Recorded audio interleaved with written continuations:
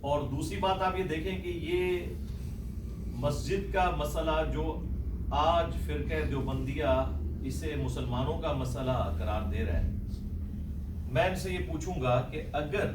یہی سب کچھ شیعہ کی مسجد کے ساتھ ہوا ہوتا، یا مسجد کے ساتھ انہوں نے اکثر ملحقہ امام بارگاہیں بھی بنائی ہوتی ہیں، مسجد وہ بھی مسجد کو مسجد ہی کہتے ہیں، امام بارگاہ الگ سے ان کی ایکٹیویٹیز کرنے کی جگہ ہے، جس طرح اہل سنت کے ہاں مدارس ہوتے ہیں نا، تو اس لیے آپ دیکھیں گے لکھا ہوتا ہے مسجد و امام بارگاہ، کہتے ہیں وہ بھی مسجد ہی ہے اسے، اس کے ساتھ کس قسم کی ایکٹیویٹی ہوتی تو کیا ان فرقہ والے علماء کا کوئی بیان سامنے آتا؟ ایون اہل سنت میں بھی آپ دیکھ لیں، ان سے بھی بڑا فرقہ پاکستان میں تعداد کے اعتبار سے بریلوی، ان کے کسی نمائندہ عالم نے اس حوالے سے کوئی بیان نہیں دیا۔ اہل حدیث تو ویسے ہی تھوڑے ہیں، ان کی تو سنوائی نہیں ہے، ان کی طرف سے بھی ابھی ایسا میرے علم میں کوئی بیان نہیں ہے، اہل تشیع نے بھی کوئی بیان نہیں دیا۔ تو یہ بار بار کہنا ہے کہ مسلمانوں کی مسجد، اس کی بجائے آپ کہیں فرقہ دیوبند کی مسجد، یہ ریالٹی ہے، اس کو ایکسیپٹ کریں۔ مسلمان، یا پھر آپ اپنے آپ کو صرف مسلمان سمجھتے ہیں اس لیے مسلمان کا لفظ بول رہے ہیں، ورنہ آپ لوگوں کو اس حوالے سے تو کوئی ہمدردی نہیں ہوتی اسلام کی۔ ان کا حال تو یہ ہے علماء کا، فرقہ باز اور سارے مکاتب فکر۔ اسلام آباد میں آپ چلے جائیں، کیونکہ میرا دوسرا شہر اسلام آباد بھی ہے، وہاں پر آپ کو ہر دوسری مسجد میں جھگڑا ملے گا، دیوبند اور بریلویوں کے درمیان سر پھٹتے ہیں، گولیاں چلتی ہیں مسجد کے قبضے کے لیے۔ میں اس وقت 3rd ایئر کا اسٹوڈنٹ تھا انجینئرنگ یونیورسٹی میں، 1999 کی بات ہے، آج 2 جنوری 2022 ہے۔ تو اس وقت G11 مرکز میں ایک مرکزی مسجد کا جھگڑا چلا۔ اسلام آباد کا ہر سیکٹر 2 کلومیٹر بائی 2 کلومیٹر کا ہوتا ہے، اور اس کا پھر ایک بڑا مرکز ہوتا ہے جس میں مرکزی مسجد ہوتی ہے، پھر سب سیکٹرز کے اندر بھی چھوٹی مساجد ہوتی ہیں، کچھ جو ہے وہ قانوناً بنائی جاتی ہیں اور کچھ غیر قانونی ہوتی ہیں۔ تو وہ جو بڑی مسجد تھی نا، جو مرکز کے سینٹر میں تھی، G11 مرکز میں، دیوبند اور بریلویوں کے درمیان اتنا جھگڑا ہوا کہ سر تک پھٹے۔ بالآخر دعوت اسلامی والے، یہ سبز پگڑی والی جماعت جو مختلف کلر کی پگڑیاں باندھ رہی ہے، یہ کامیاب ہو گئے، اور اس وقت وہ مدنی مرکز ہے اسلام آباد کا۔ ہر شہر میں ان کا ایک مدنی مرکز ہوتا ہے نا، تو اسلام آباد کا جو مدنی مرکز ہے وہ G11 مرکز کے اندر ہے، اور بالکل اس کے قریب اسلام آباد ہائی کورٹ ہے، G10 کے اندر، کوئی زیادہ دور کی بات نہیں ہے۔ تو مجھے یاد ہے، چونکہ ہم اس وقت دعوت اسلامی میں تھے، تو ہم نے ان بھائیوں کو دیکھا جنہوں نے سر باندھے ہوئے تھے، جو پھٹ گئے اس لڑائی کی دوران۔ کیونکہ اسلام آباد میں جو مساجد ہیں، یہ آپ سمجھ لیں فیکٹری ہیں، ابھی سیکٹر جسٹ لانچ ہوتا ہے نا،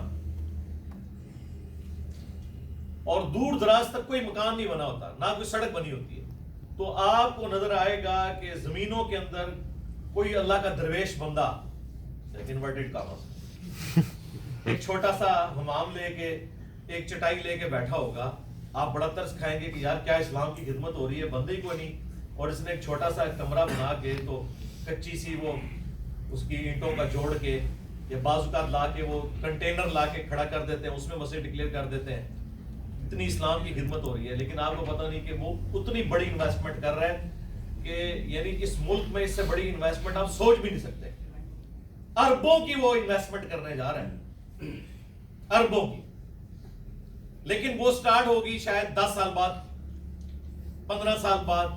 8 سال بعد، اب یہ نہیں کنفرم کہ کب تک ہوگی، لیکن وہ بیٹھا رہتا ہے استقامت کے ساتھ۔ میں نے تو خود G13 میں دیکھا ہے، ایک مسجد ہے سیدنا حسین ابن علی رضی اللہ تعالی عنہما وعلیہم السلام، دیوبند کی مسجد ہے، تو وہ بندہ بھی، اس وقت میں وہاں کبھی رات گزرتے نماز پڑھتا تھا جب کوئی نمازی اکا دکا ہوتے تھے، آج آپ جائیں تو ملٹی سٹوری بلڈنگ بنی ہوئی ہے، لاکھوں کروڑوں کی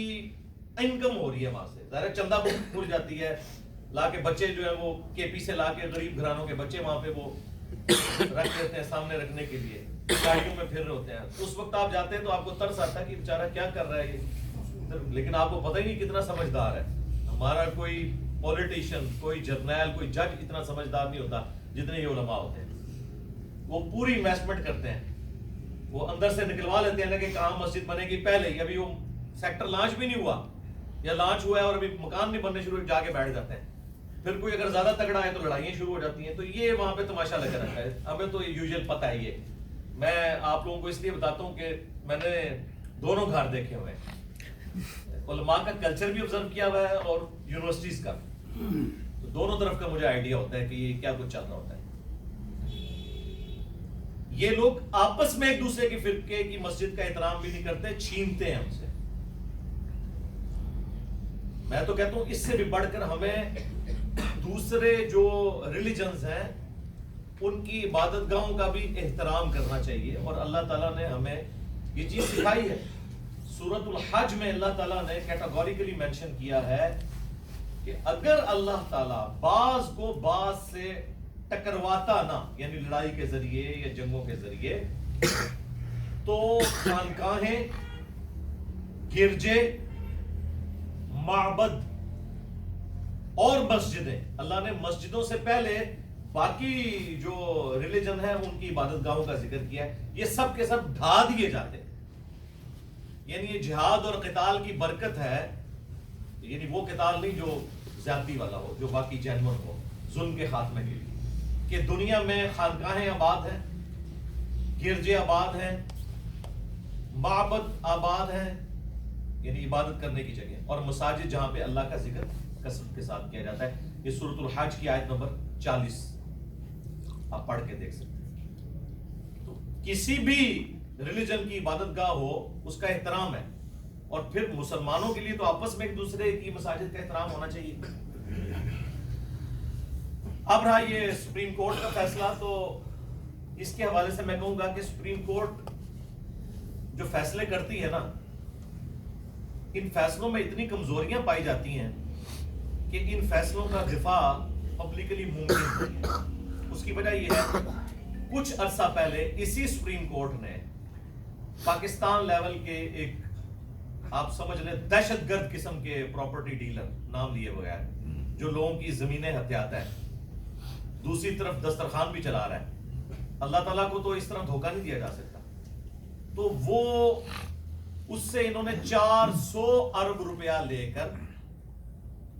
اس کی جو انلیگل جگہ تھی اسے لیگل کیا. سب کو پتا ہے، ہمارے پرائم منسٹر صاحب کو بھی پتا ہے، جن کی جماعت کا نام ہی تحریک انصاف ہے، لیکن انہوں نے بھی آنکھیں بند کر لی. اور پھر انگلینڈ جو کچھ اس کو جرمانہ پڑا اور اس کھاتے میں یہاں پہ، وہ آپ تو پوری ایک گیم ہے، میں اس کو ڈسکس نہیں کرنا چاہتا، وہ پوری عوام کو پتا ہے. اللہ کا شکر ہے ڈیجیٹل میڈیا نے بڑے بڑے نام نہاد شرفاء کو ننگا کر دیا عوام کے ساتھ. تو وہاں پہ سپریم کورٹ کا یہ ایٹیچیوڈ ہے. حال ہی میں آپ کو بتائیے نسلا ٹاور کراچی میں، یعنی لوگوں نے بیچاروں نے اپنی پوری زندگی کی کمائیاں جوڑ جوڑ کے وہاں پہ اپارٹمنٹ لیے، اس کو گرانے کا تو حکم دے دیا. بھائی اس چیز کی گارنٹی کون لے گا کہ جن لوگوں کے آپ نے یہ مکان ان سے چھین لیے ہیں ان کو پیسہ کون دلوائے گا؟ سپریم کورٹ کہہ رہی ہے کہ جی اب ہم وہ جگہ بیچ کے پیسے، وہ جگہ بیچنے سے کیا جو اپارٹمنٹس کی قیمت ہے وہ ادا ہو سکتی ہے؟ وہ تو 100واں حصہ بھی نہیں بنے گا. اور گورنمنٹ تو خود IMF سے قرضے لے رہی ہے، ان کے پیسے کون دے گا ان کو؟ اور یہی سپریم کورٹ کچھ عرصہ پہلے اسلام آباد میں ایک بہت بڑی بلڈنگ جہاں